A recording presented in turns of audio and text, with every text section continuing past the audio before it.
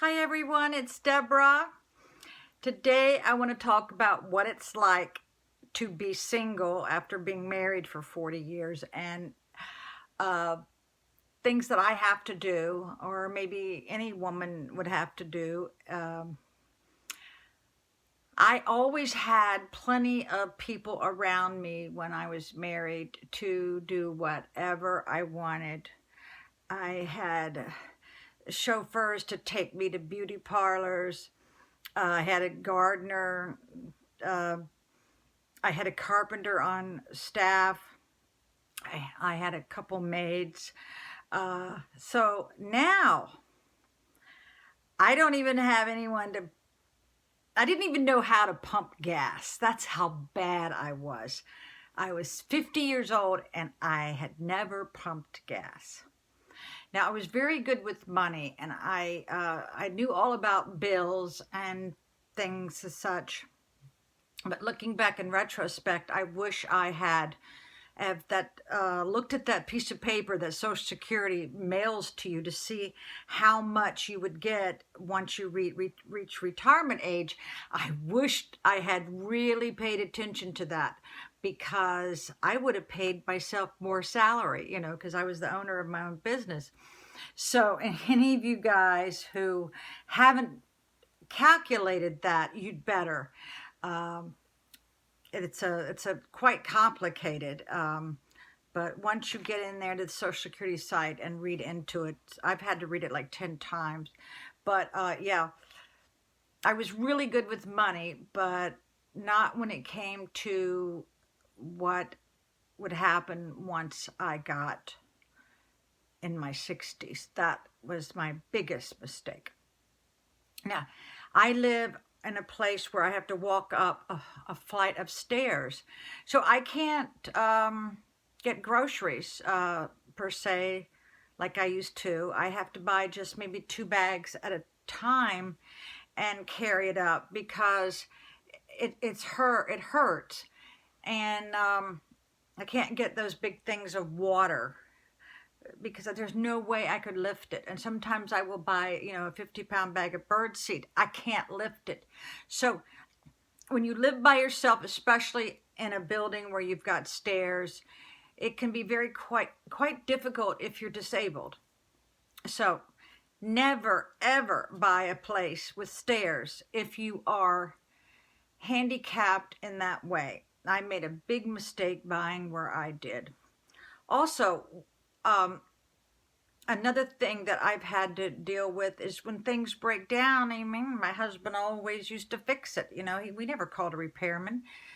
He fixed everything. He was a genius with that.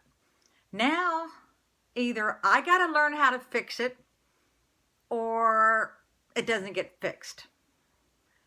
Or I have to go get a couple estimates to get the cheapest one. I mean, it's that bad.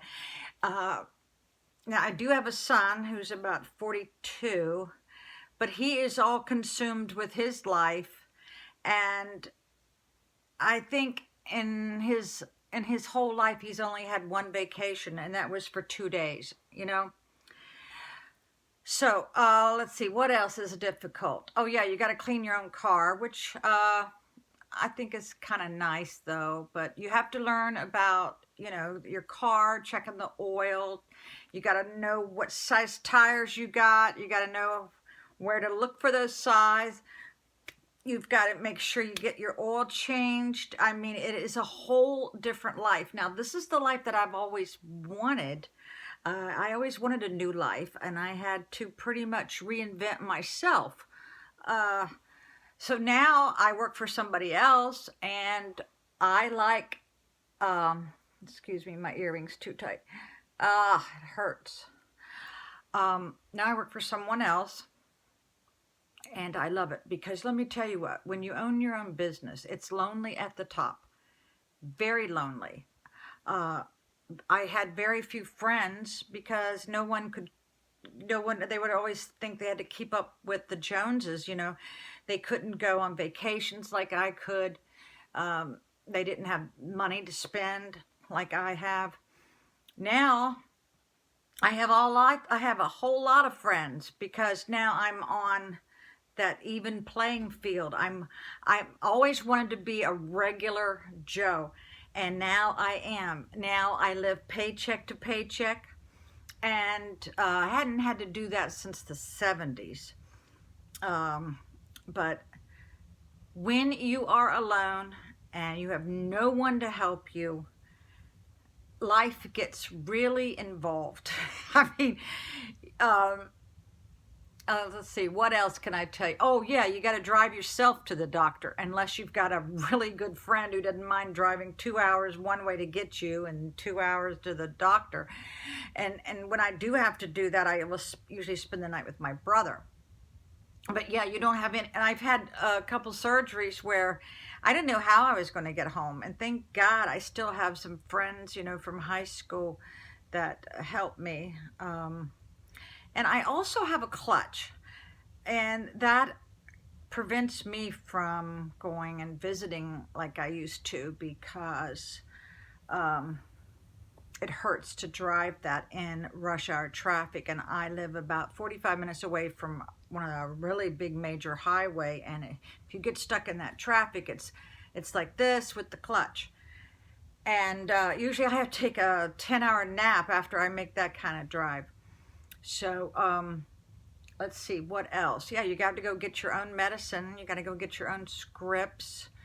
You have to do your own dishes. You have to do your own housework, because there's no one here. Yeah, that is, I've always done my own housework, pretty much. I mean, I would even clean my house before my maids came, Now the dishes, they might sit in the sink for 2 or 3 days. You got to be in the mood to do them daggone dishes. Clothes. I used to tell my mother, I wish we had a dime for every load of clothes that she's washed and I washed. We would be very, very rich. Because when you got kids in the house, I know I did 2 and 3 loads every day. Not once a week, but every day. So, yeah, it's a whole different life. And it's an exciting life, but I very rarely get lonely, because my job affords me the ability to see about 100 people a day at my job. And I am around a lot of handicapped and sick people, and I am an empath. I actually hold their door open for them of their car, and I hold the door open to the store, and I help a lot of these people. And a lot of them don't have anybody to help them either, and I compare myself to them, and I think, well, I'm not that bad. A lot of people ask me, why am I working? Well, I have to. I don't have a choice, because I never thought I would get this age. I never thought I would live this long.